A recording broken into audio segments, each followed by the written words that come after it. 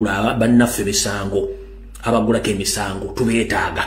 era ngenda kusa president ne security team ekumwe kitebe kya national platform olwaleero tewali muntu addamu kukkiriza kitongole kye bayita national broadcasting service kujja covering mawulire kuno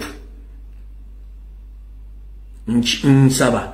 Mr. President wonna wooli abakulembeze ba national platform tubasaba TV gye bayita Natasha Broadcasting Service temudda mujjuwa lukusa kujja ku platform zaffe oba kujja ku kitebe kya national platform kusakawo mawulire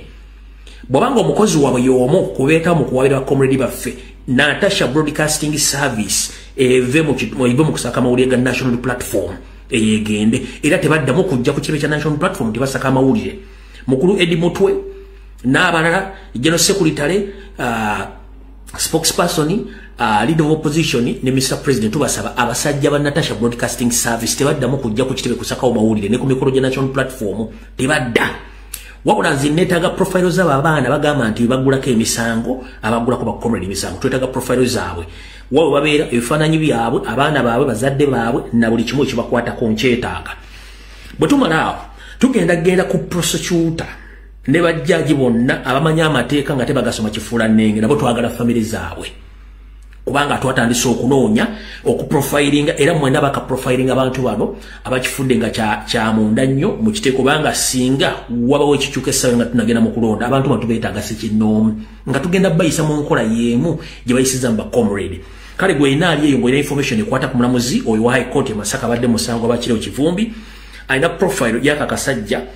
kandiho akabadde ka prosecutor akapya kabaleese ngenda basaba nti nako omuntu koloko profile ku family yako na buli kimu then government webekyusa abantu bantu genda bafuna bulungi nnyo nabo bayite mu ngeri y'emu egenda okukola ebintu ebyo olw'ensonga nti abantu bano bagufudde muze gwa kusirwaza abantu tusobola kunga nti omuntu mumuguddeko omusango oguvannyuma lw'omwaka gumu mulamba nga ne muganda ekifo yakuddiza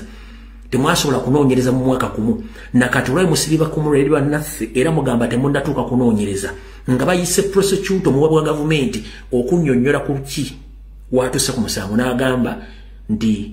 talina kyasobola kugwogerako bakyanoonyereza abasibaddeyo kati ngenda kusaba comrade mwenna please nga mukitegedde mutandika okukola profile ku bantu bano mu ngeri y'emu ngenda kutegeeza eggwanga nti bakomredi bonna abali mu makomera naddala olwali tutegeezeddwako nti eryo bannaffe abawera 200 ab'obuwala n'ab'obulenzi nga bali ku misango gyegimu egyefaananyizako n'egyakireo Kivumbi ejja Smart wa Bobby n'ejja General Gaddafi gye bayita aggravated robbery nenge emisango gino tebabawozesanga era tebabasaliranga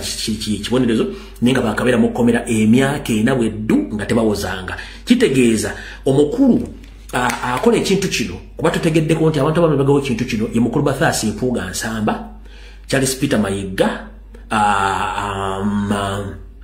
Abedi Bwanika n'abantu bonna kagulupu ako ke bali mabegawo okuteeka emisango ku bana abaana nkiddamu gurupu eyasiba abaana baffe ekulembeddwamu Dealers Association leader Mpuuga Mathias Charles Peter Mayiga Abedi Bwanika Anita Amongi bali mabegawo okusiba abaana bano bonna abali mu kkomera kati esaazi ne Masaka naye nga